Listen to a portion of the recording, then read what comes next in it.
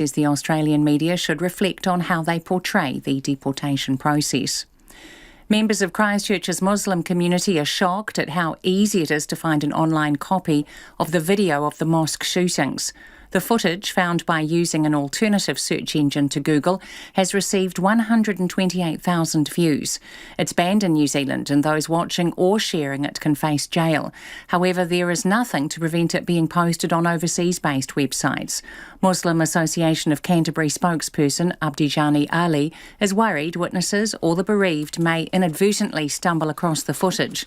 Internal Affairs says it is talking to various websites about removing it, but not all are willing to cooperate. The Prime Minister is backing the Director-General of Health over his free tickets to a Black Caps cricket match. Ashley Bloomfield today admitted he shouldn't have accepted the tickets to the T20 game against Australia in Wellington on Sunday, and says it was in breach of the Public Service Commission's guidelines. However, Jacinda Ardern says any conversation about the team's vaccinations and travel with Dr Bloomfield were not with ill intent. I don't think anyone in New Zealand would want to deny Dr Bloomfield the chance to watch some cricket. And so I think I take a very simple view on that. I think if someone raises a question mark over travel and vaccinations, I don't immediately take the view that anyone had any ill intent with that. Certainly not Dr Bloomfield. The Public Service Commission says Dr Bloomfield's apology is the end of the matter. The Police Commissioner says facial recognition technology is only used to identify people suspected of committing an offence.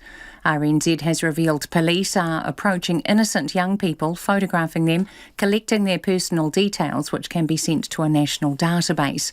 Commissioner Andrew Costa denies they're using facial recognition technology to profile innocent Māori youth. That technology is used for identifying suspects of offences. It is not used randomly on young people. Our policy is really clear. We do not take photographs of young people unless it's authorised by a statute or with their consent and the consent of their parents. Andrew Costa says the police are fully cooperating with reviews into its photograph policies. A group of fishers have been caught with nearly 5 times the legal limit of snapper at the Firth of Thames. The 3 men were apprehended by fishery officers on board a patrol boat near Kawakawa Bay yesterday. They were moored inside a mussel farm and had 99 snapper in their possession. The daily limit is 7 snapper per person. The Ministry for Primary Industries says the men are likely to face prosecution and their boat has been seized. It's 4 minutes past 5. Team New Zealand helmsman Peter Burling says room for improvement before tomorrow's racing. Sees room for improvement before tomorrow's racing in the America's Cup. The defenders and the challengers Luna Rossa won a race each yesterday on the Waitemata Harbour. Burling says starting from behind off the start line like Team New Zealand did in race 2, it can be difficult to catch up. Yeah, we definitely didn't feel like we put our best foot forward in that second yacht race, but on that last lap we started to string together a few shifts and actually sail the boat a bit better, and the margin came down pretty quick. Peter Burling. Wicket-keeper batsman Tom Latham will captain New Zealand in the absence of injured regular skipper Kane Williamson for the one-day series against Bangladesh. Latham leads a squad featuring 3 potential debutants in Devon Conway, Will Young and Daryl Mitchell for the 3-game series, which starts in Dunedin on March 20th. Williamson is missing the series as he tries to recover from an ongoing elbow injury. They may be battling to defend their title in football's English Premier League, but Liverpool have comfortably advanced to the quarter-finals of the European Championships. The Reds have beaten German side RB Leipzig 2-0 to complete a 4-0 win on aggregate. Paris Saint-Germain are also through to the last 8 after drawing 1-1 with Barcelona to complete a 5-2 aggregate win. Meanwhile, Manchester City beat Southampton 5-2 to extend their lead at the top of the Premier League. That's the news. Questioning the vaccine rollout. South Auckland should be on top of the list, mainly because of the outbreak and because the airport being so closed. Answers, but still no solutions for East Otago. There's still the precautionary approach and asking people to carry on with drinking water from tanks. And the quest to get rid of a pest. Starting off, we didn't know that wasps could sting through bee suits, and that was quite a painful lesson. All a buzz. Morning Report, weekdays from 6 on air and online. Now the short forecast from Met Service to midnight tomorrow. The North Island from Taranaki across to Taupo and Bay of Plenty northwards. Showers, possible thunderstorms today, localised downpours and hail for the central North Island. Mainly fine tomorrow. Gisborne, Hawke's Bay and Taihape rain with heavy falls in Hawke's Bay. Rain clearing Taihape and Hawke's Bay overnight. Whanganui and Manawatu, occasional rain easing to isolated showers this evening. Horticulture to Wellington also Wairarapa, mostly cloudy. A few showers tonight, long fine spells tomorrow. For Marlborough, Nelson and Buller, partly cloudy, isolated showers about the ranges and Kaikoura coast.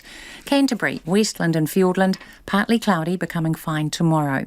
For Otago and Southland, cloud clearing this evening, becoming fine. Fine weather tomorrow, apart from morning cloud. And Chatham Islands, a period of rain tonight, then showers tomorrow. RNZ National at 5:07. Thanks, Susanna. Kia ora and welcome to Checkpoint. Ko Lisa Owen Takawingwa. Auckland's hospitality industry is on tenterhooks tonight on the eve of 3 big days of America's Cup racing, and frustration is building. After 11 days of no community cases of COVID-19, Cabinet met this afternoon to decide on whether to free the city from the shackles of level 2. But Aucklanders will have to wait until tomorrow for their verdict. From America's Cup events to restaurant bookings to a rugby game at Eden Park scheduled for Sunday. From pubs relying on fans to weddings, exhibitions, gigs and a host of other gatherings across the country's biggest city. The question everyone is asking is, when will Auckland move to alert level 1? And why do we need to wait until tomorrow to find out? Our reporter Louise Tanuth and camera operator Simon Rogers report on a city in limbo. A decision's been made, but you'll have to wait to hear it. There have been no new community cases of COVID-19 this week, and Cabinet has met this afternoon to make its decision about what that means for Auckland.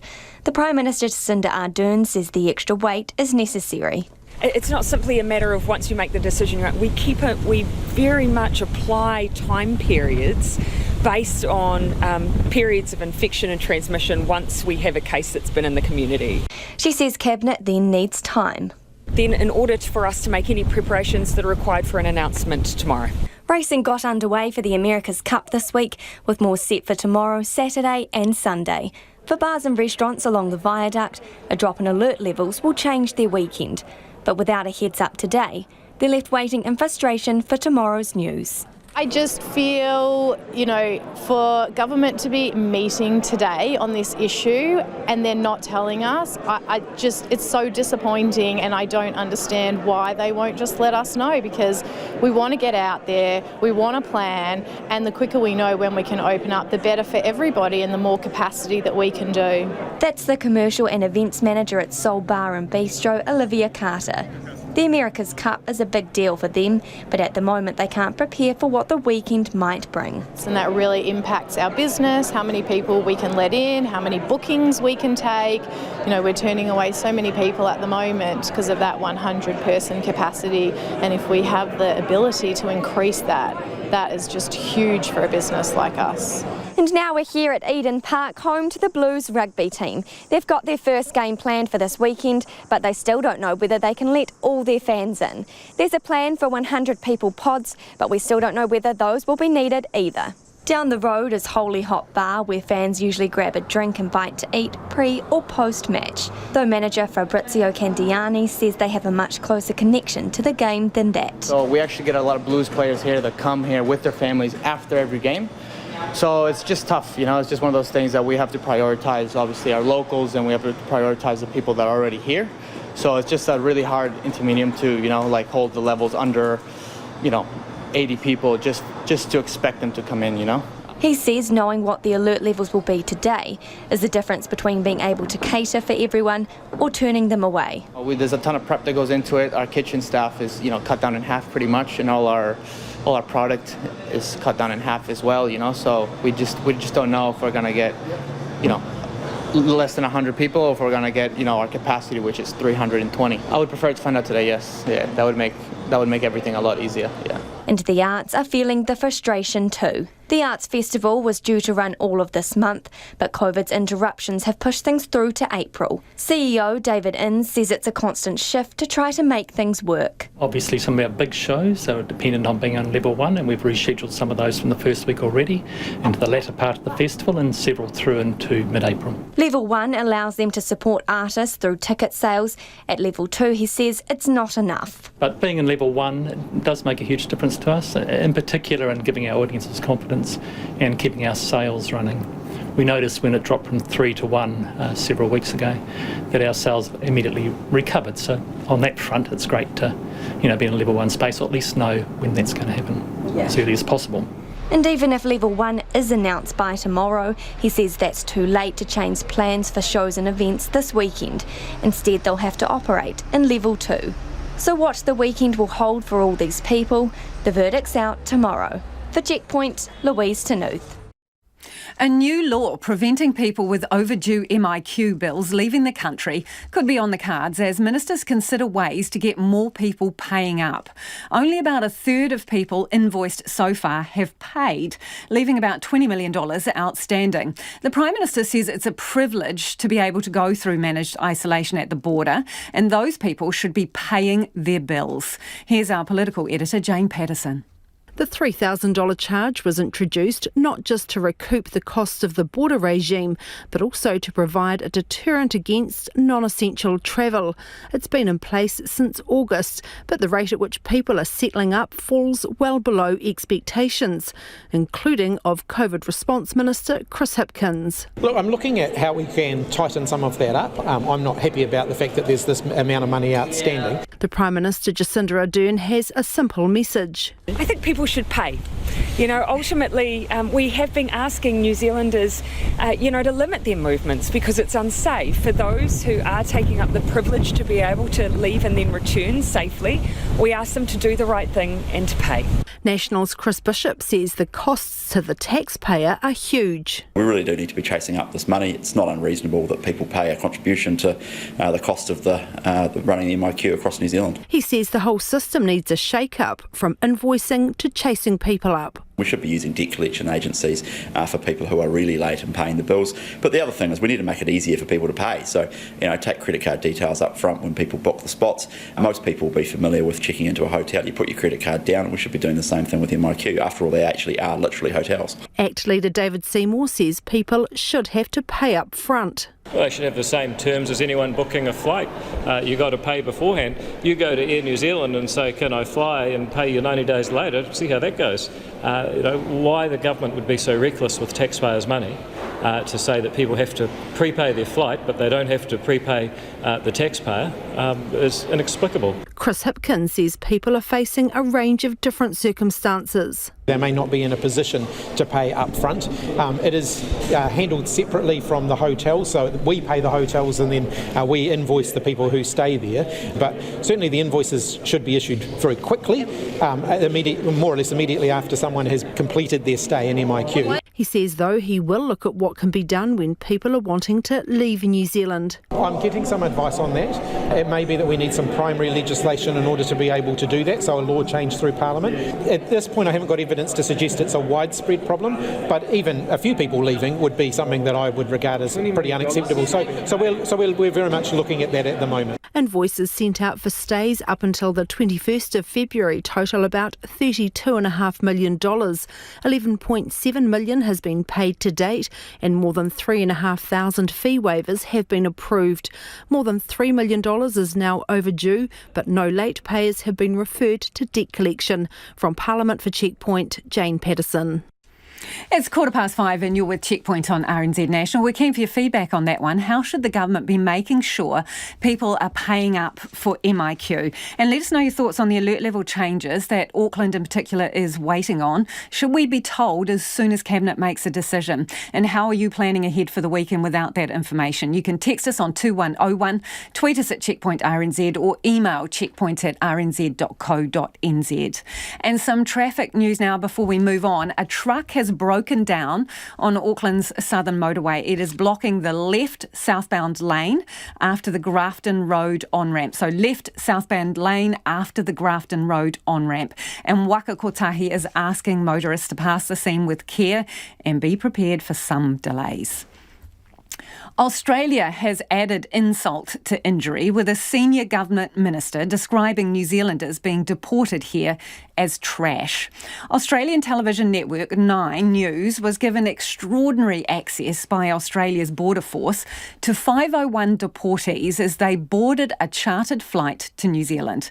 The story also included comments from Home Affairs Minister Peter Dutton, who said it was Australia's way of, quote, taking out the trash. Prime Minister Jacinda Ardern kept a diplomatic tone on the matter, but some of her other ministers got fired up, one so much he put his foot in it. Political reporter Yvette McCullough has the story. Our country doesn't want you. Are you excited to go home? 9 News journalist Jordan Fabris speaking to 501 deportees as they cross the tarmac to board a flight to New Zealand. How does it feel to be kicked out of Australia? The story includes this clip from Peter Dutton. Over the course of the last 12 months or so, Border Force has been able to deport over 700 people. It's taking the trash out, then we can make Australia a safer place. Jacinda Ardern has repeatedly described Australia's deportation policy as corrosive for Trans-Tasman relations. But she didn't bite at Mr Dutton's comments today. Look, I've taken the same view for a very long time, so his comments don't change my view. She says she's made it clear that she feels the policy, which often sees people who've spent most of their life in Australia sent to New Zealand, is not right or fair. The Australian leadership is very aware of our view on it, and look, it hasn't changed. In terms of the fact that now there is video footage, as I say, we take the same position we always have. We're not going to get into a tit-for-tat over it. I don't think it takes us anywhere. This story comes amid tensions over Australia's decision to revoke citizenship of terror suspect Sahara Aden, currently detained in Turkey with her 2 children after trying to cross the border from Syria.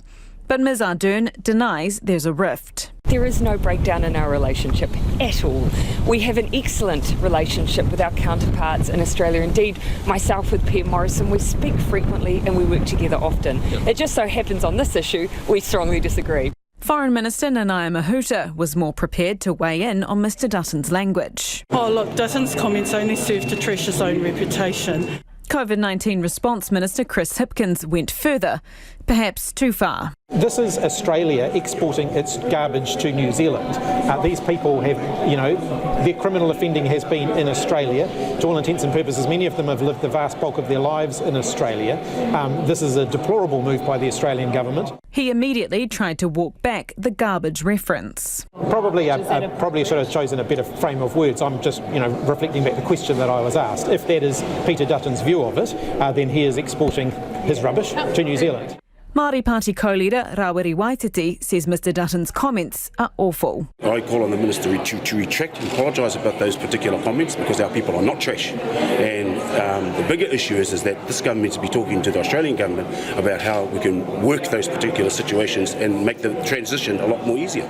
National leader Judith Collins says the Trans-Tasman relationship is at the worst level she's seen in many years. She says rather than disrespecting Australia by telling it what to do in its own country, New Zealand should just adopt a similar policy. No Australian politician that I can see is deciding that they're going to reverse the current stance. If we have people in New Zealand who are Australian citizens who are breaking our law, and particularly in serious matters, yes, I think we should send them back. From Parliament for Checkpoint, Yvette McCullough. Aucklanders appear to be giving public transport a wide berth as the hangover from 4 lockdowns continues to linger. Checkpoint's crunched the numbers, which show Aucklanders aren't jumping on the bus, train or ferry to get to work these days. Instead, they're using their own wheels or staying out of the city altogether. Alice Stewart reports. When the latest level 3 lockdown hit, public transport was at 10% of regular levels. Not surprising, given Aucklanders were told to stay home and only head out for essential purposes. But with the less restrictive level 2 this week, the dial didn't shift dramatically. Data from Auckland Transport shows public transport this week is only at 54% capacity compared to pre-COVID levels in 2019. AT's Metro Services Manager Stacey van der Putten says there are several reasons behind the decrease in public transport use. People, I guess, after these repeated sort of lockdowns, they're finding new ways of working, and that's only natural, and that's here to stay. And of course, with COVID still very much front and centre for us, people take that into consideration with how they travel too. She says COVID-19 has shaken people's confidence when it comes to public transport. People are taking their cars more than they do public transport at this point because of the risk that's still associated with COVID in our communities. The biggest dip in public transport routes are those going into the CBD, which she says indicates more people are working from home. So those, as an example, that used to take public transport 5 days a week are perhaps taking it 3 days a week and working a couple of days at home. At level 2, businesses can be open, but workers must keep a metre apart. TVNZ and Auckland Council are just some of the organisations in the city who are opting to operate their offices at a 50% capacity. Last year, AMP Wealth Management, a KiwiSaver provider, announced they would be moving to adopt fully flexible working. The company plans to close their Auckland and Wellington central offices and set up smaller premises outside the city centres. In May, the Auckland City office will be merging 3 floors into one. Out of their 250 employees, the vast majority work 1 or 2 days in the office during the week and the other 3 or 4 days remotely. Chief Executive Blair Vernon says a lot of people were sick of sitting in congested traffic on the way to and from work. You know, we have people who are in some cases commuting more than 2 hours a day in total to get to the office and go home. You know, that's time that, you know, simply can be added to quality of life. So that makes a huge difference in terms of their capacity to, be at home at a sensible time or not leave, literally when it's dark in the morning. Not to mention the cost. And the other thing, of course, is just the economics of it. The cost of coming into town 5 days a week is significant. Even if you take public transport, that's an expensive activity. And certainly if you drive and park, it's astronomical costs. So we're seeing people, able to, be better off financially. He says only 4% of their staff work full-time in the office. Auckland Chamber of Commerce Chair Michael Barnett says more people working from home is bad for CBD businesses. For any community where you've had a dependency on people coming to the office and then, doing their retailing between, say, 11 o'clock and 2 o'clock or popping out for a coffee, suddenly all of that revenue, all of that spontaneous spend, it goes from the centre of the city and it does go back out into the suburbs. So there's been a shift of where people are spending their money. He says COVID-19 has encouraged businesses to reconsider how they are working. People are now looking and appreciating that perhaps they don't need to work 5 days in an office. They can work at 2 or 3 or 4. And so they're changing the way that they work. I think there's going to be a little bit of a review on whether that's good for the business and whether the business intends doing that long term, but there's certainly a change that's occurring. University students who are mostly not on campus during level 2 usually make up about 14% of public transport users. AT says campuses being closed have put a dent in the number of people jumping on buses, ferries and trains. But they're expecting that to jump back up when Auckland returns to level 1. Mō te hotaka o te ahiahi nei, ko Alice Stewart tēnei.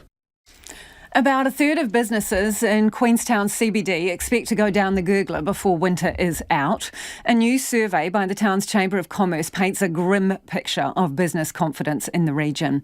In the Queenstown Lakes region, almost 70% of businesses are expecting a drop in profits. Focus in on tourism and hospitality, and the numbers are even worse, with about 85% of businesses expecting things to get worse. Joining me now is Queenstown Chamber of Commerce boss Ruth Stokes. Ruth, were these results a bit of a sucker punch? Hi, Lisa. No, these results were actually just confirming what we're hearing anecdotally. And so what are businesses telling you? Businesses are telling us it's really hard out there. Even those that are actually doing well are struggling to find skilled staff, but tourism and hospitality, particularly the CBD in Queenstown, they've had it hard for the last 3 months, and they're just expecting it to get even harder in the next 3 months, particularly without any coming government support. Yeah, so just paint a picture for us. Based on the results of this survey, what will the streets of Queenstown look like at the end of winter? Sure, well, at the moment, if things carry on as they are, we're going to have at least a third of our businesses, restaurants and bars closed. You know, things will be pretty dark. Basically, our town will have a lot of missing teeth, and really, that's not good news for New Zealand. You know, when we do open the doors, which we will do, we really want to be putting our best foot forward and showcasing the New Zealand that, Queenstown demonstrates to the world. So now you've got some solid figures, right? You thought this was going on, now it's confirmed by these figures. What needs to happen and who needs to do it? Look, the business community has been working really hard to help itself and to help each other. You know, we have 4 key things that we really need the government support with. One is to help us, invest in private sector development that's already planned to help us diversify our economy and really just enable us to leverage the investment that's out there and spread the love. We need our immigration settings looked at. You know, we had that precedent with the Christchurch earthquakes. We need to have skilled labour here. We also need labour that's going to support our services sector, but we need labour that will support our construction sector. We also need to look at enabling international investment here because it's really tapping on the door. We also need to support domestic investment. You know, the banks aren't lending to tourism and hospitality without any certainty. We know that there is a government backed lending package out there, but it is subject to bank lending criteria. And at the moment, understandably, they're really not wanting to go near us. And finally, we do need some targeted support on the ground to make sure that the experience that's had when you arrive here is continued to be maintained, that the integrity and quality of that experience is there now and into the future. So, the Tourism Minister is your minister. Have you got access to him? Have you had a chance to get in his ear about this? So, look, we're certainly trying. We know he's coming down late next week. We're looking forward to getting in front of him later in the month and presenting from business's point of view how they can help business to help each other. So, well, do you have access to him? Do you feel like he's advocating for you, Ruth? Is he fighting hard for these things that you want? Is he in your corner? At the moment, we would actually like to hear him speak a lot more positively around tourism. You know, he does have a portfolio for regional economic development, and we have a lot going on here in the district that's not just tourism, and that's also come through strongly in the survey. You know, we want to diversify, we want to demonstrate what we do that we do it really well, and we would like him to spread the message positively about tourism, about its impact on the environment, and how we can actually contribute to New Zealand's green image. So what is he saying that's not positive, Ruth? Really, we're hearing about tourism needing to pivot, that the numbers, that our environmental footprint, that the impact on our environment isn't great. But actually, there are some people here, there are a lot of people here who are doing things spectacularly, and they're also enabling New Zealanders to experience, and the world, to experience the environment that we have and to show people how you can actually tread lightly.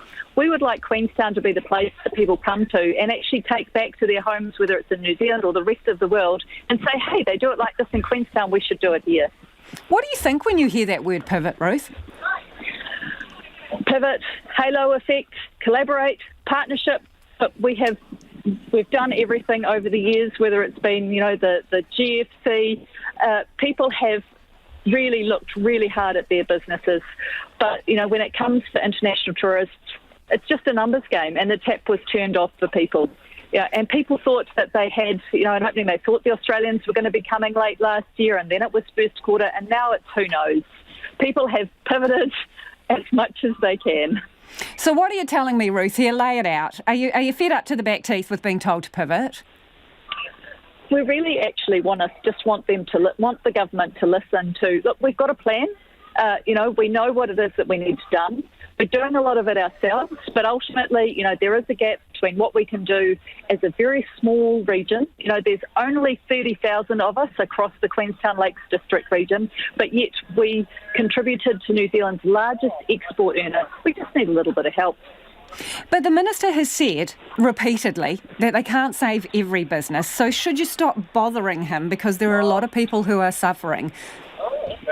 We're not asking him to save every business, Lisa. Like I said, what we're looking for is some investment and some capital to diversify our economy. We're looking for the immigration settings to be changed. We're looking for investment to be encouraged. And we're looking for some direct local supports that can be administered locally. These are principles and basically a package that can be applied whether you're in Queenstown, Wanaka, Te Anau, Franz Joseph or Tekapo. These are things that are going to help us help ourselves.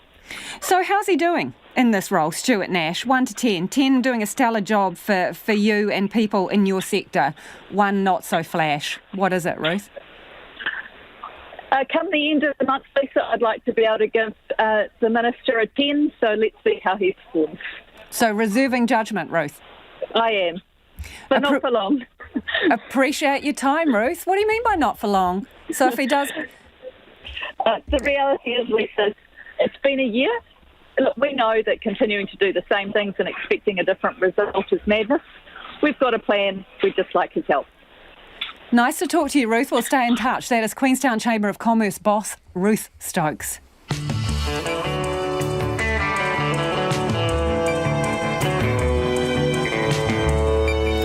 Coming up on Checkpoint on RNZ National, going, gone. We're inside an auction room in Whangarei as house prices continue to soar. Pressure mounts for a Trans-Tasman bubble. Australian Prime Minister Scott Morrison lays down the gauntlet.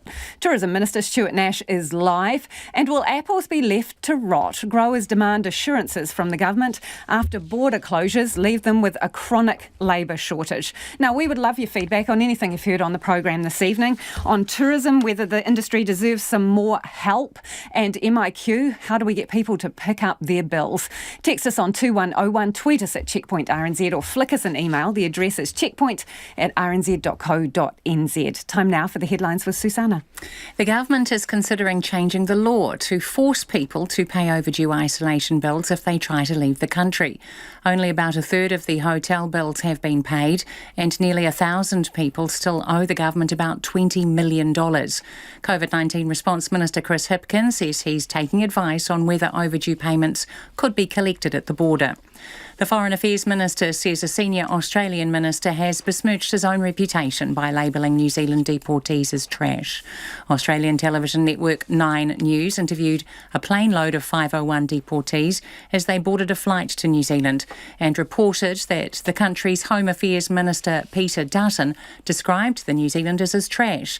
Nanaia Mahuta says the Australian media should reflect on how they portray the deportation process.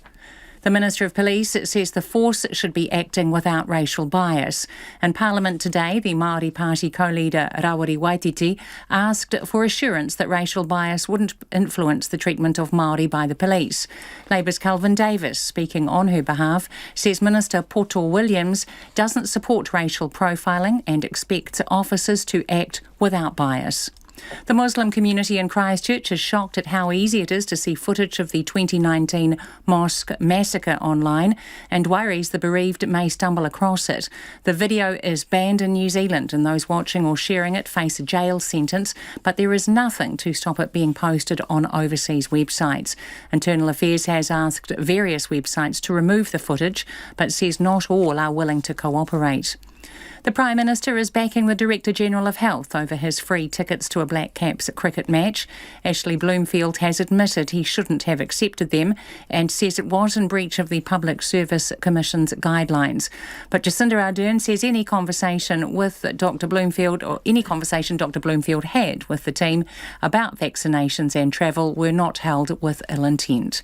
Those are the latest news headlines on RNZ National. Our next news and weather update is at 6. Thanks, Susanna. Kia ora anō. This is Checkpoint and I'm Lisa Owen. Event organisers, pubs, clubs and restaurants, even the odd bride and groom are hanging out for a downward alert level shift in Auckland from 2 to 1. Cabinet has made the crucial decision but isn't telling us until tomorrow. Meanwhile, down south, a survey has a third of businesses in Queenstown's CBD hanging by a thin financial thread. They're expecting to close their doors for good before winter's out. Aussie is screaming for a two-way quarantine-free bubble and splashing $1.2 billion on cheapy domestic flights to keep tourism moving. So what are we doing? Tourism Minister Stuart Nash joins us now. Good evening, Minister. Good evening, Lisa. How are you? Very well, thanks. For starts, tell us what's happening with the alert levels. When is Auckland moving down? I think you'll find that the Prime Minister is going to make an announcement at 11:30 tomorrow, and until then you'll just have to wait until the announcement's made. So did you have a good discussion in Cabinet? Got a clear path sorted? It was a very proactive discussion. There's a little bit more information we need to make the final decision, and that's why you'll have to wait until tomorrow at 11:30 for the Prime Minister to make that announcement. We've had a long run of no community cases, right? As Tourism and Small Business Minister, you must know there are tons of businesses out there hanging by a thread. They want to know what to do with their staff, their rosters, ordering stock, preparing for the weekend. Why can't you give them a heads up? Look, it's a really difficult time, Lisa. I'm not doubting that in any way, shape or form. We know that there are a number of businesses that are doing it really tough, and they have for the last year. There's a level of resilience in our economy that no one expected when we went into this. At one point, Treasury was predicting 13, 14, up to 20% unemployment. But we make no apologies for taking a health first approach.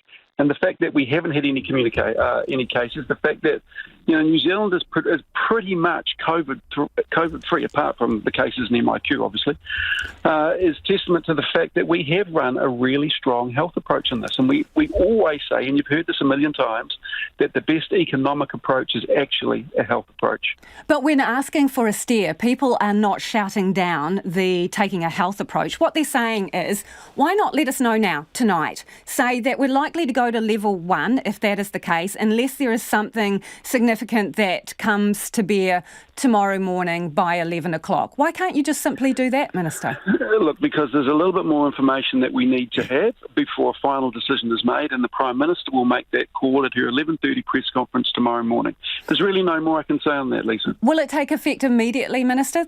You'll have to wait until the Prime Minister's 11:30am press call tomorrow. So you can't even give people any assurance around whether whatever decision is made, whether it is effective immediately at time of announcement. You can't even tell us that? Look, Lisa, I'm not going to say any more than we had a very constructive Cabinet meeting. There is some more information that needs to be sought before a final decision is made.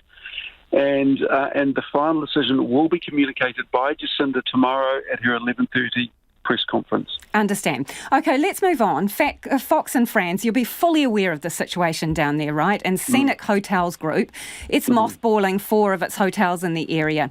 And Brendan Taylor has had this to say about you. We'll play you the grab. We find it really interesting that we have a Minister of Tourism who's also the Minister of Small Business, and he seems to be quite happy to throw everybody under the bus along the West Coast, instead of actually trying to support them and go and lobby for them. Is he right, Minister? Absolutely not in any way, shape or form. Keep in mind, Lisa, that Fox Guides and Franz Joseph Guides both received $500,000 in STAP grants, and they're both eligible to take up STAP loans. We've spent about $8 million down the coast on STAP grants, STAP grants and loans. This is the Strategic Tourism Asset Protection Program. We've spent about $250 million on infrastructure projects. There's a whole lot of jobs and jobs for nature.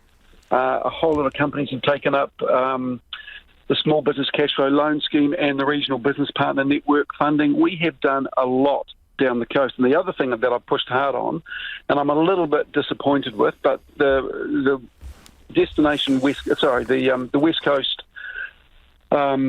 Economic Development Agency down there, Development West Coast, has a fund of $128 million. They were given $91 million by the Clark government to make up for the jobs that were going to be lost when we banned the logging of Indigenous forests. They got $128 million down there for... So, Minister, just to be clear... Why don't they spend a little bit of that as well? But we have put a lot of money into the coast.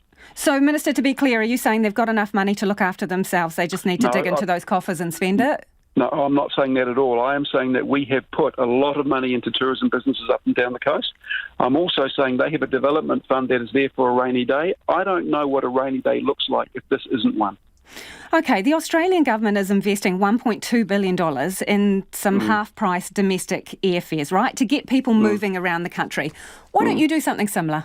Yeah, we have done a lot, actually. I mean, I had dinner with the Air New Zealand board recently, and we talked about what Air New Zealand could do. They release a substantial number of very cheap airfares every single day into the market. So if you go online and you take a look at a flight from Auckland to Queenstown, you can get some incredibly cheap fares at the moment.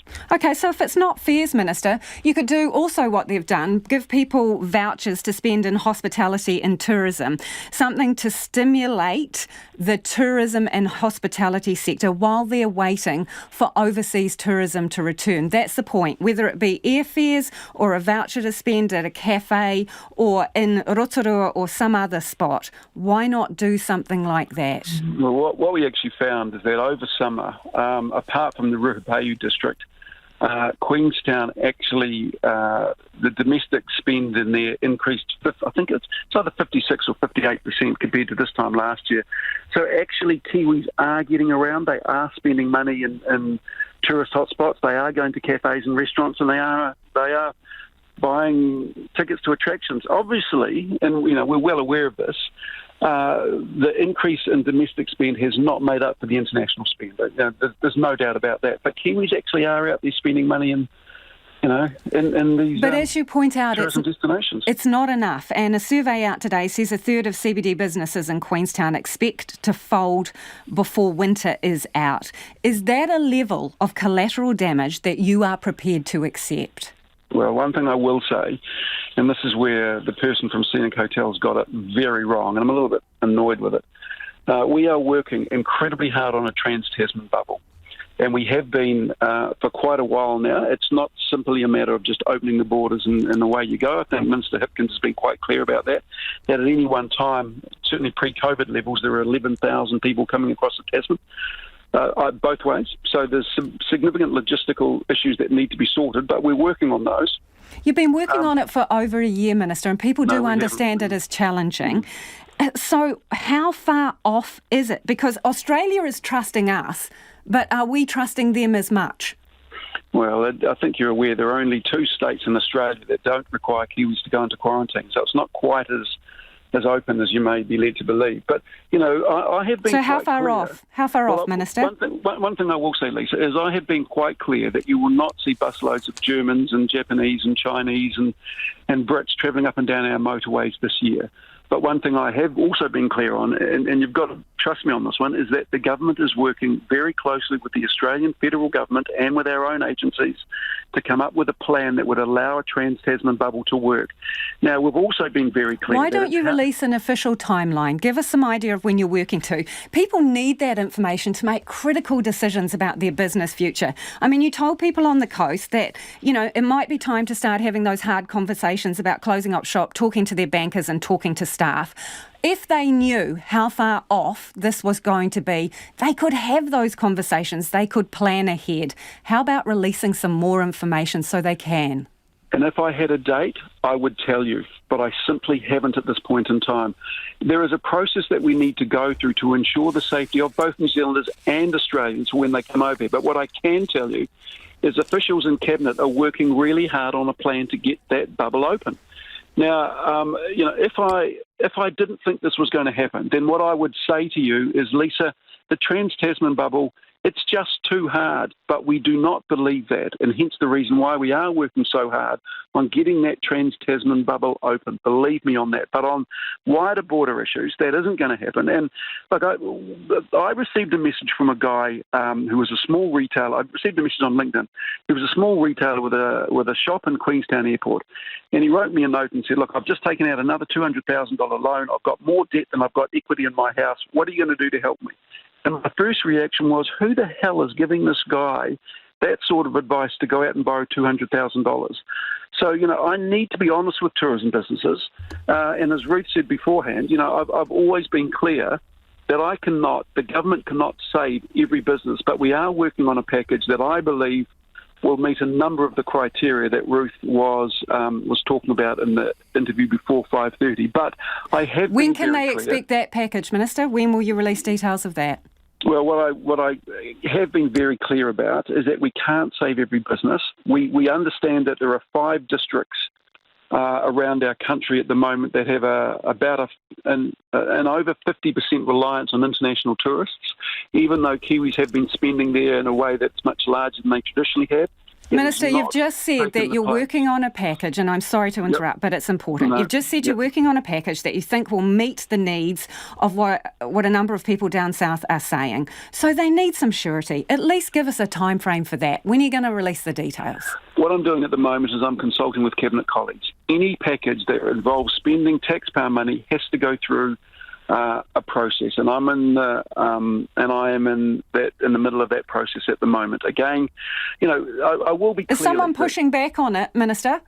No, it's a matter of refining and getting it right. I will say one thing. I mean, nothing that I come up with is going to please everyone. And keep in mind, we have already put out a package of $400 million already. So it's not as if the tourism industry hasn't received anything to date. They've received about $400 million, and including Fox and Franz and Queenstown and these other areas that you're hearing people being, about businesses closing up.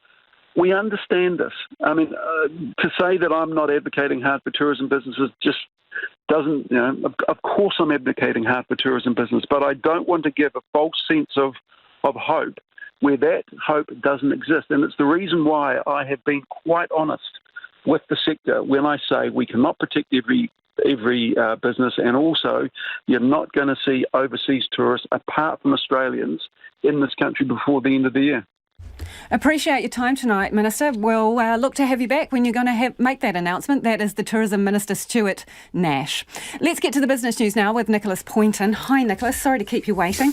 Let's talk about the major power companies. They're, staring down the barrel of some hefty fines, aren't they? This is all connected with the Electricity Authority's ruling last year that 2 big energy companies, generator companies as well, Meridian and Contact, engage in an undesirable trading situation. That's really just market manipulation, really. And that all happened back in 2019 when Meridian and Contact spilled excess water from its South Island hydro dam. Caused a spike in wholesale power prices, and the estimated cost to users was in the realm of about $80 million. Now, the authority has released a draft paper today. It's about how it's going to sort of remedy the situation, and it notes it's very difficult because you can't put excess water back in the dam, but they say that what they want to do is cap the payments for power generated for 9 generation stations down the South Island, and these companies will have to pay the excess. The authority is proposing that Meridian and Contact would need to pay about $11.3 and $5 million respectively.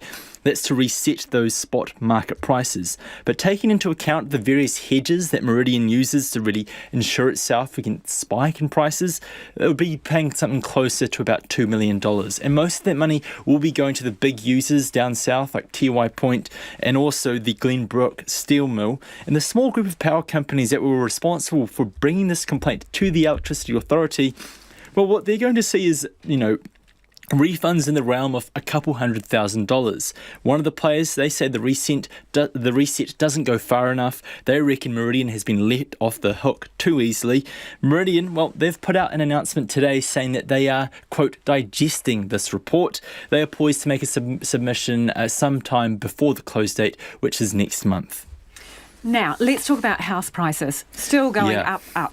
Yeah, new data out today from the Real Estate Institute. It shows we've had our busiest February in terms of house sales in 14 years. The numbers show that the median house price, that was up a whopping 23% on last year. It's gone from $635,000 to $780,000. If we take into account Auckland, we all know that house prices here are a lot more expensive than elsewhere. The average house price here is actually $1.1 million. When we take that into account, the median house price, excluding Auckland, was up about $100,000 on last year to $655,000. And the tremendous rises, they're up and down the country. To pick out one part in particular, the west coast of the South Island, traditionally the cheapest place in the country to buy a house, well, It's had the strongest rise of all the regions. House prices there are up a third on last year, up $74,000. A house on the West Coast on average will cost you about $300,000. And the factors driving these monstrous rises, they've all been well documented. On the demand side, you've got record low interest rates. People just want to go out and borrow money and buy houses, but also you've got a shortage of stock. The Real Estate Institute, they say that the number of houses actually available for sale, they're down by a quarter on last year and down by about half on February in 2019. The chief executive of the Real Estate Institute, Bindi Norwell, She says she's hoping that the re-imposition of these loan-to-value restrictions, she's hoping that they'll go some way to slow down these tremendous rises we're seeing month on month. But on the other hand, she also acknowledges that the reintroduction of these measures probably lead to a bit of a lolly scramble in the month of February as people wanted to buy a house before get on the property ladder. Who cares if you've got low equity in your house, just to get on the ladder and beat the restrictions before they came in. Interesting. Let's do quick numbers. Yeah, the NZX, it finished up 20 points to 12,272. The dollar is at 72 US cents and 93 Australian. Thanks, Nicholas. Nicholas Poynton with Business News. And for more on those house prices that Nicholas was talking about, it's another disappointing day for many first home buyers as the real estate industry reaches fresh highs. But it's not just those struggling to buy that are feeling glum, with the flow-on effects being keenly felt by renters. Our reporter Nita Blake-Person filed this report. The for sale signs up at this Whangarei home. Inside, Jim's packing up and crossing his fingers it won't rain tomorrow. It's moving day and that's hassle he just doesn't need right now. It's been peaceful living here. It's a family home. He's been here with his daughter, stepson and grandson for the past 3.5 years, but got the call recently that his Auckland-based landlord was selling up. Not very happy. Yeah, a bit annoyed really, but yep. Got to expect it in these days. Moving is, of course, time-consuming and expensive. Means looking for another house and having to pay nearly twice the price of what we were paying in the first place. Our area, one of our houses was 310, went from there to 410, went to this one at 410, now the new one is going to 540. So it's getting a little bit hard for people on a benefit or with low income to actually survive. So one tenant out and the place is ready for its new owners. I'll be conducting the auctions now. Today was auction day for Jim's place at Eve's Real Estate in Whangarei. The listing is described as a landlord liquidation. Comprising 130 square metres more or less area, floor area over 2 levels. This is a family-friendly The home. auction room was about half full with at least 2 buyers calling in on the phone. Jim's place has a CV of $447,000. Today it went more than $100,000 over that. $566,500 sold.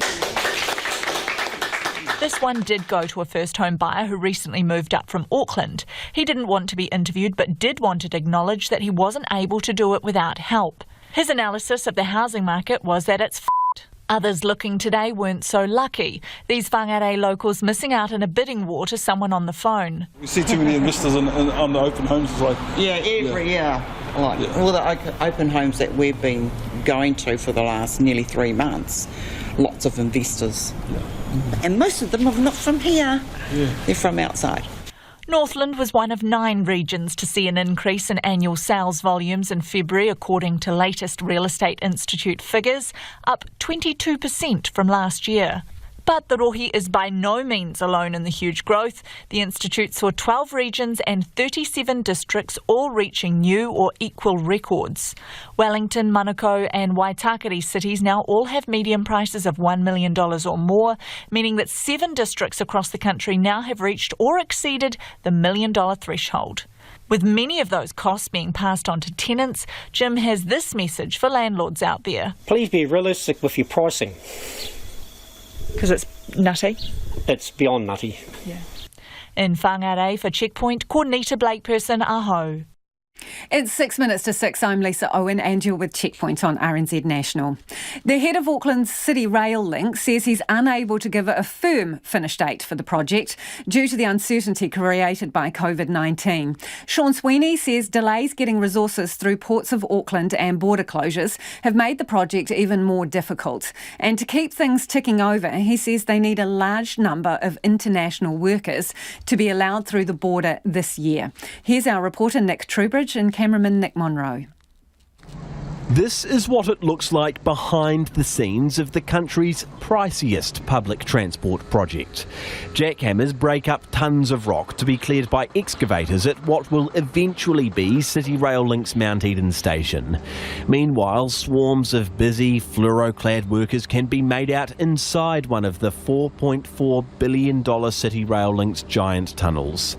And on a quieter corner of the site, a mammoth $13.5 million, 130-metre tunnel boring machine sits waiting to start excavation. But in this strange new COVID-19 world, nothing, not even a project this sophisticated, is safe from disruption. Drilling tunnels underneath Auckland brings a few of those unknowns to a head.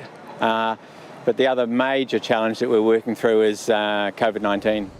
That's CRL Limited Chief Executive Dr. Sean Sweeney. Already he's had to go cap in hand to the project sponsors, Auckland Council and the government for hundreds of millions of dollars in additional funding. He's also been forced to front up to furious business owners, particularly those in central Auckland's Albert Street, who are fed up with the disruptions caused by this project. And now, as if all of that wasn't enough, COVID-19 has caused further headaches with supply chain issues at ports of Auckland slowing resources and border restrictions creating skill shortages. We have a lot of people that we're still trying to get into the country.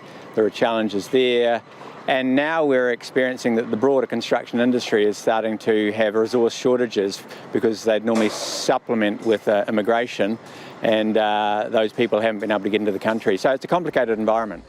The project managed to get 200 workers through the border last year, but Dr. Sweeney says that took some hard negotiating with the government. He describes the process as long and arduous, and the project needs in excess of another 100 workers through the rest of this year. It generally takes over 3 months to get someone through, and then you've got the quarantine. And that's just a logistical challenge when you might need those people in 6 weeks' time.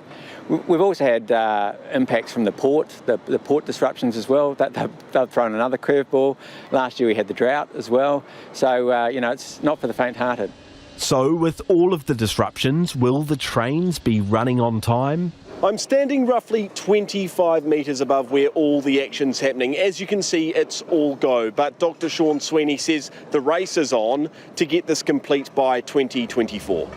Late 2024 is when the project is scheduled for completion, but Dr. Sweeney concedes it's simply speculation to say exactly how the project's tracking towards that date. We have instances where they've changed the methodology because we couldn't get the people into the country, we couldn't get the plant into the country.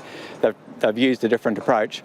How long that took, how much extra that took, we then find out as they apply that approach. And those things are happening all the time. So we are not ready or able to give a finish date until we're through this period of real uncertainty.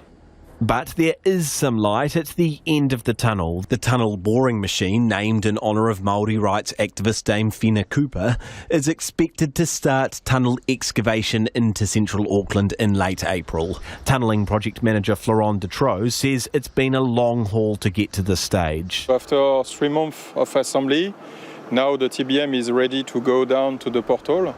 But just getting it to the portal is a mammoth task. There are no cranes on site with the capacity to shift the cut ahead, so it must be jacked up, shifted onto several trucks and meticulously moved around the massive Mount Eden station site to the portal. Just the jacking operation is 1 week operation, and the move, it will be few hours. But behind you have almost 2 months of engineering. Once complete, City Rail Link will form 3.45 kilometre twin tunnels up to 42 metres underground. It'll effectively make Britomart more than a dead end, extending the existing rail line underground through Britomart to Albert, Vincent and Pitt Streets, crossing beneath Karangahape Road and the central motorway junction to Simon Street, before rising to the western line at Eden Terrace, where the Mount Eden station is located. But it's still a long journey before we'll know if those trains will be rolling along the new tracks in late 2024. For Checkpoint, Nick Trubridge. And if you were listening to that, really do check out the video from the two Nicks there. We'll put it up on our Facebook page, some great pictures. On the subject of our interview with Tourism Minister Stuart Nash, Adele's got in touch and says she was a tour operator and she's sitting in her home office having lost her wonderful office and made my 4 staff redundant. Seriously frustrated with Minister Nash and his attitude to tourism. We market offshore, then look after clients from the minute they arrive to the minute they leave. We have not received any funding and have been forgotten. RNZ News at 6, ngā mihi nui ko Susana Leia tawa aho. The government could change the law to force people to pay overdue isolation bills if they try to leave the country. Only about a third of people have paid for their time at isolation or quarantine facilities, with about $20 million outstanding. National suggests getting people's details when they book a spot and using debt collectors to chase down overdue bills. COVID-19 Response Minister Chris Hipkins agrees the system needs to be better and is looking at what can be done when people are wanting to leave New Zealand. I'm getting some advice on that. It may be that we need some primary legislation in order to be able to do that, so a law change through Parliament. At this point I haven't got evidence to suggest it's a widespread problem, but even a few people leaving would be something that I would regard as pretty unacceptable. So we're very much looking at that at the moment. Chris Hipkins was cool on the idea of charging up front, saying people are facing many different circumstances. The Minister of Police says the police should be acting without bias. An RNZ investigation has found 7 Māori whānau who claim their children were stopped and photographed by police. In Parliament, the Māori Party co-leader, Rawiri Waititi, asked during question time for the Minister of Police to assure Te Ao Māori that racial bias won't influence the treatment of Māori by the Police Minister. Labour's Calvin Davis, speaking on behalf of the Minister, says she doesn't support racial profiling. I have a clear expectation that officers act within the parameters of the law and that in the application of the law there are no biases or inconsistencies. Calvin Davis speaking on behalf of the Minister of Police, Poto Williams. Horticulturalists want assurances from the government to prevent another serious labour shortage. The Prime Minister met with leaders of the sector in Hawke's Bay today. Our reporter Tom Kitchen was there. Border closures due to COVID-19 have left the horticultural industry without thousands of workers. About 2,000 recognised seasonal employment workers have come through managed isolation, but that's still not enough. Some of the government's initiatives haven't had the turnout many would like. Prime Minister Jacinda Ardern says the government's COVID response has generated benefits for primary industries despite leading to labour shortages. She says the government is doing its best to encourage more workers into the industry. It's doing that through training and taster courses as well as Ministry of Social Development schemes. Ko Tom Kitchen tēnei. The Prime Minister says the Trans-Tasman relationship remains strong despite one of Australia's senior government ministers describing deported New Zealanders as trash. Home Affairs Minister Peter Dutton's comments were featured in a Channel 9 news report about deportees leaving Australia. Jacinda Ardern has repeatedly criticised Australia's deportation policy and has called for the country to stop deporting its problems. But she said today there is no breakdown in the relationship. Ms Ardern says she'll continue to raise the issue of deportation with Australia for as long as it exists. The prominent businessman accused of indecently assaulting 3 young men says he never got into or onto a bed with one of the complainants. The businessman, who cannot be named, is on trial in the High Court at Auckland, charged with 3 counts of indecent assault and 2 of attempting to dissuade a witness. Asked by his defence lawyer David Jones QC about the incident in 2016, the businessman said he found the complainant rolling around and incoherent. He thought it was best to check he was okay, but denied suggesting the man come back to his room. He also denied getting into or onto the bed with the complainant or touching his penis. A conservation group has hailed a $45 million predator-free project for South Westland as a massive win for biodiversity and the local economy. Predator-free South Westland says the program aims to eradicate possums, rats and stoats from 100,000 hectares of land encompassing the Whataroa, Okarito and Franz Joseph townships. About 50 jobs are expected to be created during the 5-year project. Katie Milne, the chair of the project, says it's a hugely ambitious program between the Whataroa and Waiho rivers. We have just recently eradicated those pests from a 12,000 hectare valley, the Perth Valley, in the head of the region that we're going to continue the rollout. So we've proved it can be done. Carrying on and doing this 100,000 hectares basically between two major rivers, they're great natural boundaries that we believe we can do this. Katie Milne of Predator-Free South Westland. The Dutch engineer credited with inventing the audio cassette tape has died aged 94. An estimated 100 billion cassette tapes have been sold around the world. Lou Ottens and his team developed the cassette tape at electronics giant Philips in 1960. In 1963 it was presented at the Berlin Radio Electronics Fair and soon became a worldwide success. Mr. Ottens was also involved in developing the compact disc, and more than 200 billion of those have been sold. It's 5 minutes past 6. Defending champions Melbourne Storm kick off the National Rugby League season tonight when they host the South Sydney Rabbitohs. The Storm have never lost a season opener in 18 years under coach Craig Bellamy, but they will be without former Australian captain Cameron Smith, who only announced yesterday he was retiring. The Warriors' opening game is on Saturday against Gold Coast. Mid-quarter, Shannon Saunders will captain the Southern Steel and Netball's ANZ Premiership this season. 30-year-old Saunders, who was in her 10th season with the franchise, was a member of the Silver Ferns World Cup winning squad and has played 80 tests for New Zealand. The competition starts in a month. 20-time tennis Grand Slam winner Roger Federer has made his much-anticipated return to action after more than a year, with victory in the opening round of the Qatar Open. The 39-year-old hadn't played a competitive match for more than a year, having undergone 2 knee surgeries last year. Golfer Rory McIlroy has been in touch with Tiger Woods and says the 15-time major champion is doing better and could soon return home from hospital to begin recovery from his car crash. Woods suffered serious leg injuries and was taken to hospital in Los Angeles 2 weeks ago after losing control of the vehicle he was driving. And an Irish jockey has been banned for 12 months, 8 of them suspended, after a video emerged of him climbing on the back of a dead horse. That's the news. Tonight on Nights, toxicologist Leo Shep joins us to discuss Kava. Our Changing World celebrates Sea Week with a team of marine biologists searching for rare whales and dolphins off the Northland coast. And this week's overseas correspondent Andrew Learmonth is on the line from Scotland, where old political scandals are refusing to die. On Nights with me, Brian Crump, after the news at 7 on RNZ National. Now the short forecast from Met Service to midnight tomorrow. The North Island from Taranaki across to Taupo and Bay of Plenty northwards. Showers, possible thunderstorms today with localised downpours and hail for the central North Island. Mainly fine tomorrow. Gisborne, Hawke's Bay and Taihape, rain with heavy falls in Hawke's Bay. Rain clearing Taihape and Hawke's Bay overnight. Whanganui and Manawatu, occasional rain easing to isolated showers this evening. Horowhenua to Wellington, also Wairatapa. Mostly cloudy, a few showers today, long fine spells tomorrow.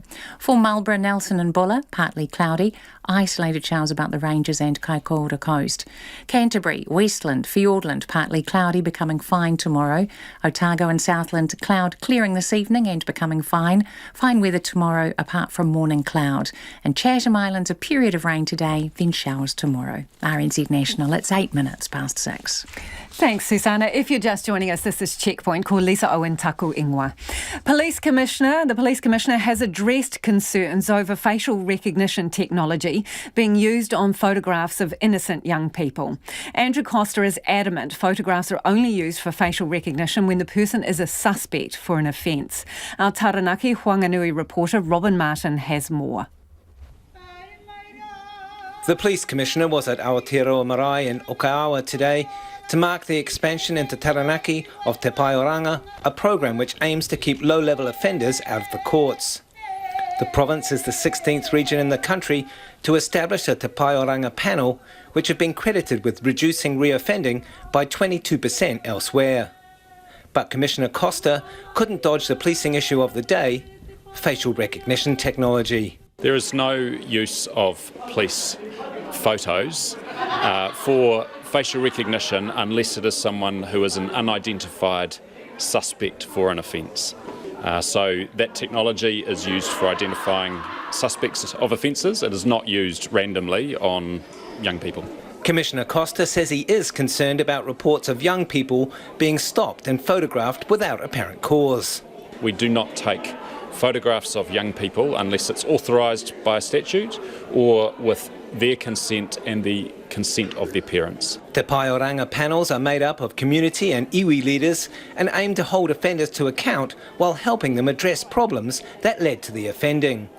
Former rugby league international and politician Howie Tamati is on the Taranaki panel. He thinks they're a great initiative. What we're trying to do is to direct these kids into programs that may help change their attitudes and change their behaviours. But he is worried about reports of police taking photos of young people. It wouldn't concern me if it was everyone, but it does concern me if it's just Māori. You know, there's this racial profiling that may be happening. Ngā Ruahine Kaumatua, John Hooker, is also on the panel.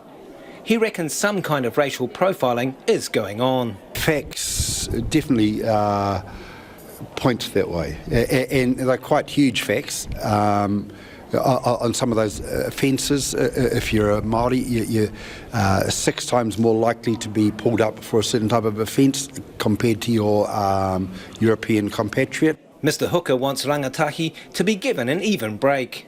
We'd like an even playing field so that any of our rangatahi going out, if a young European child was going to be pulled up, we'd like the same courtesies afforded to ours. We don't want our children just to be used as achieving target fodder for keen young PCs. Meanwhile, the Police Commissioner, Andrew Costa, acknowledges the organisation's relationship with Māori is a work in progress. As you can see from the launch of Te Paeoranga here today, we have a really strong relationship with iwi across the country. But we recognise that that needs to be experienced in all of our interactions, and we emphasise with our people the importance of fairness and impartiality in everything we do. The police plan to eventually roll out 40 Te Paeoranga panels across the country. I Taranaki mo te hōtaka o te ahi nei, ko Robin Martin. The agriculture industry is demanding assurances from the government that the chronic labour shortage they're facing will never happen again. COVID-19 has left them without thousands of workers and with no certainty for the future. They're asking for action. The Prime Minister met sector leaders in Hawke's Bay today. Our reporter Tom Kitchen was there. Drive past any road outside of Hastings right now and you're likely to see rows of colourful red, green and golden apples. But they might be rotting on the ground before too long. Horticulture NZ Chair Barry McNeil, who's a kiwi fruit grower from Bay of Plenty, has one question for the government. What is the pathway forward to ensure that come our next peak period for labour that we don't have the same limitations that we've had over this season, especially in the apple and to some extent in the cherry industry so far?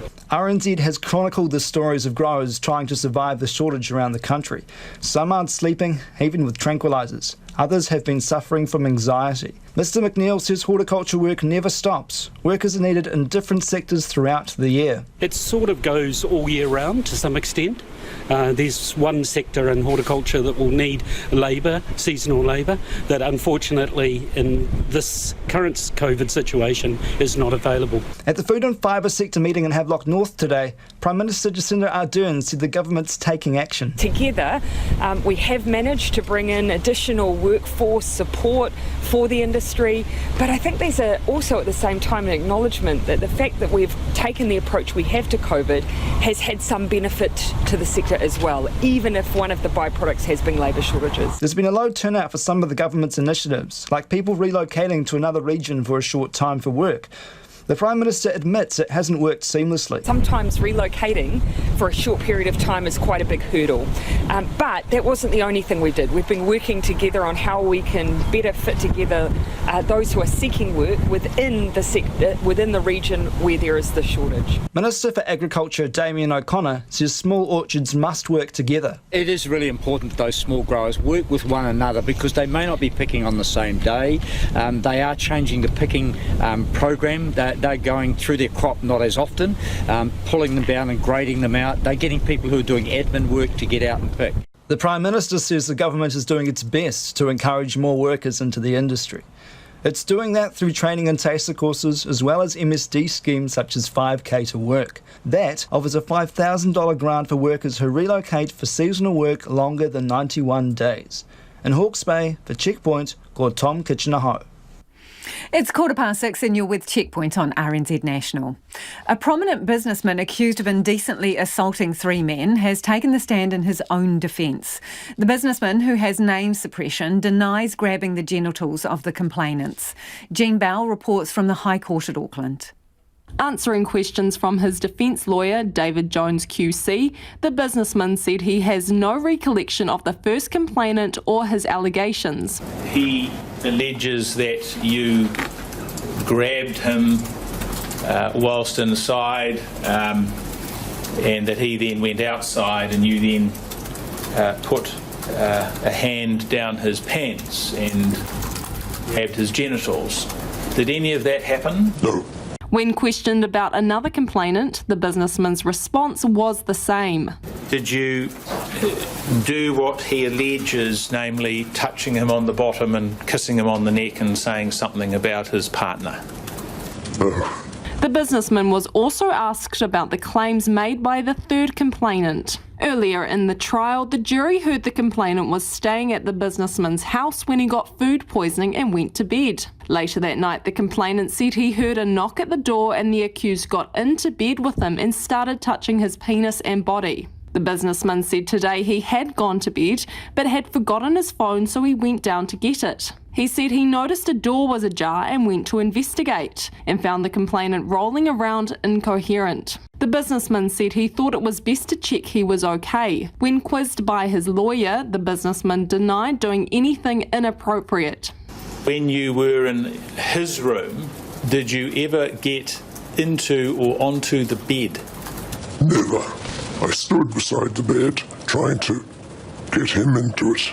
The Crown's case is that the businessman took advantage of others by using his powerful and influential position in criminal ways, including indecently assaulting 3 young men who had gone to him for help. When opening the defence case, lawyer David Jones QC told the jury to keep an open mind. Because when you're talking about allegations of a sexual nature, it is always going to be some sort of emotive or emotional response where you hear someone talking about those things. That's a natural response, it's a human response. But emotion cannot overcome logic. Emotion cannot overcome reason. Emotion cannot overcome common sense. He argued the Crown prosecutors cherry-picked information to bolster its case, while the police had not dug into the complainant's motivations. He said 2 of the complainants had an ego and they visited the businessman with the intention of getting money from him. They both went there thinking they were going to get something in the form of money, and they backed themselves. That's what they wanted. The trial before Justice Venning and a jury of 9 women and 3 men continues. Mō te hōtaka o te ahi nei, ko Jean Bell tēnei. 2 years on from the mosque attacks, a copy of the video showing the atrocities is still freely available online. It's raising questions about efforts to stop its spread, such as the Christchurch call. Conan Young reports. A simple search using an alternative search engine to Google can take you straight to the footage uploaded by the gunman to glorify his actions. RNZ has chosen not to name it to avoid pointing anybody else towards the video. It has so far received 128,000 views. It's understood Internal Affairs, which is responsible for policing such content, was informed about its existence a week ago. Muslim Association of Canterbury spokesperson Abdigani Ali says witnesses and the bereaved are already on edge leading up to the 2-year anniversary, and he's worried they may inadvertently stumble upon the footage. To be honest, my first reaction was utter shock that this content is available on the internet. We don't want to re-traumatize our community, and we also don't want other people in the wider community to view this content. It's very disturbing content. While sharing or even viewing the video can land people in prison in New Zealand, the jurisdiction of Internal Affairs doesn't stretch overseas to the search engines and websites that are making it available.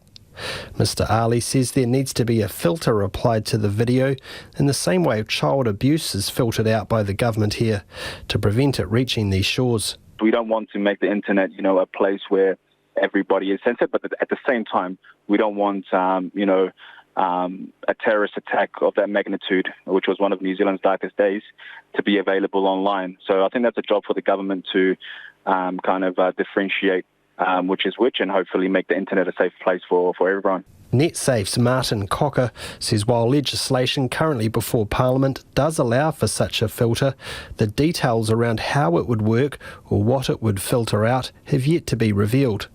He says voluntary efforts such as the Christchurch call have gone some way towards cleaning up the likes of Google and Microsoft, which have all invested in stamping out harmful content when it turns up. But in terms of being able to say that the internet is clean of harmful content, no, we're a very long way from that, and maybe a step closer than we were a few years ago, but it's such an insignificant step, really. Martin Cocker says there are around 30 alternative search engines similar to the one where the video can currently be found, and most do not have the resources or the will to do anything about it. He has this advice for those wanting to avoid inadvertently stumbling across the footage. I'm always very cautious about recommending or not recommending any of the different products that are available, but I can say that the major search engines work with NetSafe and they work with other organisations in New Zealand, and that makes them a safer place for New Zealanders to be. The search engine where the video was found says it's only a downstream provider of the content, which first had to come through Microsoft. It has contacted Microsoft and asked that the video is blocked. Internal Affairs says it was last week made aware of more than one search engine where the video can be found, along with various websites that are hosting it. It says it's talking with them about removing it, but that not all are willing to cooperate. Kei Oto Tahi Ahau mō te hōtaka o te ahiahi, ko Kananyang tēnei. Half-price flights are on offer to Australians as the government there tries to save struggling tourism businesses. 800,000 tickets will be discounted as part of a $1.2 billion support package that aims to get Aussies travelling around the country. The ABC's Bridget Fitzgerald has more. It's been a painful 12 months for Queensland tour operator Steve Edmondson since his state first closed its borders last year. We were impacted 70 to 90%. First, from March 23rd, which is coming to our anniversary, most operators in tourism in Queensland were actually stopped for 98 days, which was significant. He runs sailing tours of the Great Barrier Reef from Port Douglas in the state's far north. And while it's been a bumpy road to recovery, with interstate border closures forcing cancellations over the past few months, he's grateful for any incentive to get more people booking flights. Your business might be challenged, but at least rather than the support, we can have visitation within tourism. That's what's going to be self-recovery, and people travelling domestically in Australia for the next period is what will make the huge difference. To help bring tourists back, the federal government's offering to subsidise half the cost of 800,000 airfares between April and July to 13 locations, including Alice Springs, Launceston, the Whitsundays and Steve Edmondson's closest airport, Cairns.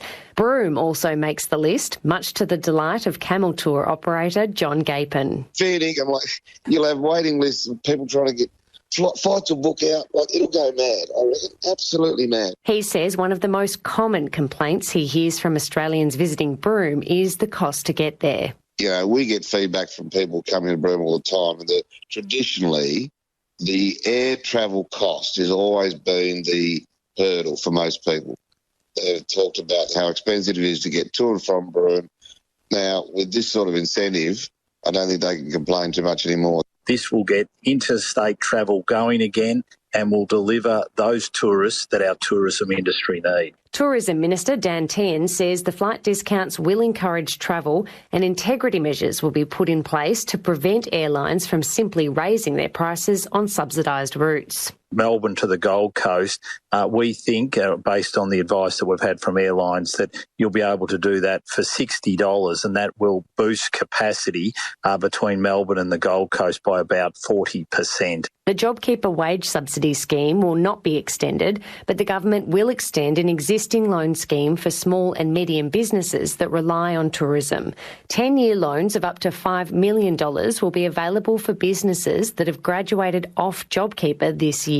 Clearly, the government has listened in the context that they needed to do some sort of special assistance for the tourism sector and the aviation sector. Margie Osmond is the CEO of the Tourism and Transport Forum. I think that the stimulus that they're suggesting as part of this, in terms of lots of airfares to lots of destinations that have felt a great deal of pain, is going to be very helpful for those destinations and for the wider aviation industry.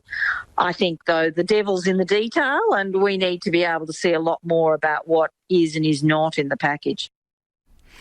And that report was by Bridget Fitzgerald. The small Pacific nation of Tuvalu is planning to go from having no online banking and only one ATM to using Bitcoin. Its government aims to become the world's first paperless society, using blockchain technology to create a national digital ledger. It means all the nation's banking data would be online and mobile if climate change forces them to move. Koroi Hawkins reports. One of the simplest ways to describe blockchain technology is as a digital ledger of transactions shared by a network of computers. Its appeal is that it's near impossible to hack and all transactions are permanently recorded. Tuvalu's Minister for Justice, Communications and Foreign Affairs, Simon Kofe, says this makes it a perfect candidate for something like a national registry. The vision is really to explore what is out there that could really give Tuvalu an advantage or at least close the gap with other countries. And it's one of the reasons that we've connected with N-Chain and Fire in exploring blockchain. Blockchain expert, lawyer Campbell Pentney, says Tuvalu is jumping a whole heap of technological steps to get to a blockchain system. Look, the question that will come up is we already have a digital world in a way, so we already store documents online using databases and typical computers. So that's one way you can do it. And so there is an argument as to why would you need the blockchain to be able to actually store these. However, he says he understands the appeal. There are merits in both arguments, but the argument for blockchain is that effectively it's the blockchain records cannot be deleted. So that's the argument for having information on a blockchain where there is no location of it. It is sort of in the cloud or on the blockchain, and it's there for eternity. Community consultation on the ambitious project are well underway. When that concludes in April, the government and its partners, N-Chain, Fire and Elas Digital, will define its scope, cost and implementation plans. N-Chain's Director of Commercial and Strategy, Simit Nayak, says one of the biggest issues raised is the difficulty of accessing cash across Tuvalu's 9 island groups. He says having some form of digital currency could really empower communities. Over the last 7-8 weeks, we've been doing interviews with citizens from across all the different islands, taking and understanding the challenges, the drivers, what people find difficult, and using that for us to drive what we believe is going to be the right solution. Simon Kofe says for Tuvalu, the digital transformation project is not just about modernizing, it's about survival. Tuvalu is facing this climate change and sea level rise. And one of the issues we've been discussing is, what if a disaster happens and we have to move to another place? The mobility of this, putting all our data on a blockchain secures it. We can basically operate from anywhere. And that's essentially the idea behind it. But there is still a lot of controversy surrounding blockchain and cryptocurrency. Those opposed to the technology say its circumvention of traditional banking systems make it easy game for criminal and terrorist organizations. And even the more neutral parties have security concerns and question whether it can be regulated. However, Campbell Pentney says the permanence of data on the blockchain actually makes it a bad tool for criminal activity. it would probably be quite dangerous or foolhardy to use Bitcoin to be able to transact in criminal activities. There are other coins called privacy coins, and they are designed to mask the transaction history, and they are even more controversial and encountering all kinds of regulatory headwinds. So as long as you're outside the privacy coin network, I think that the claims that Bitcoin is used dominantly for criminal purposes is very much overblown. As to Tuvalu's proposed digital transformation, Campbell Pentney says someone has to be first, and if Tuvalu does pull it off, it will become the pilot for what could possibly be the next stage of the world's digital evolution. For Checkpoint, this is Koroi Hawkins. For some of your thoughts now, let's get to feedback. Sandy's been in touch. She's questioning why we don't have a bubble with Australia. Sandy says 40% of returnees are Aussies. Infected people in quarantine are not Australians. They're not infected, she says. On paying for MIQ, overwhelmingly, people are saying, well, you should pay before you arrive here. Pay MIQ with airline ticket or don't come in, says this person. Leslie says she should require people to pay their bills before they leave. If they can afford a flight, they can afford their bills. Another person says, I agreed with David Seymour for the first time in my life. Why don't they make people pay before they get a spot in MIQ? Someone else sends their best wishes to Jim, who was a Nita Blake Person's story. The RNZ reporter calling the property you need to leave Jim's house says a lot about the real estate farce in New Zealand. Kia kaha says so. Last word to Adele tonight. By the way, the most hated word in tourism industry, she says, it's pivot. RNZ News headlines at 6:30. The Prime Minister insists the Trans-Tasman relationship remains strong, despite a top Australian politician describing deported New Zealanders as trash. Minister Chris Hipkins says a law change may be needed to force people to pay for managed isolation. Commissioner Andrew Costa denies the police are using facial recognition technology to profile young Māori. Hawke's Bay growers want the government to ensure they'll have enough workers in the future. Predator-free South Westland says a 45